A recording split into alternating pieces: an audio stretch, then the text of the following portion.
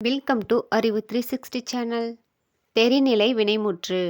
வினைமுற்றானது செய்பவன், கருவி, நிலம், செயல், காலம், செய்பொருள் என்னும் ஆறினையும் உணர்த்தும்.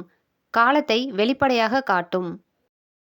எடுத்துக்காட்டு: பாண்டியன் உண்கிறான். இதில் உண்கிறான் என்பது வினைமுற்று. செய்பவர் பாண்டியன். கருவி வாய் அல்லது கை. நிலம் வீடு அல்லது உணவகம். செயல் உண்ணுதல். காலம் நிகழ்காலம். செய்பொருள் உணவு. மாலதி மாலை தொடுத்தாள். தொடுத்தாள் வினைமுற்று. செய்பவர் மாலதி. கருவி நார் அல்லது கை. நிலம் வீடு அல்லது தோட்டம். செயல் தொடுத்தல்.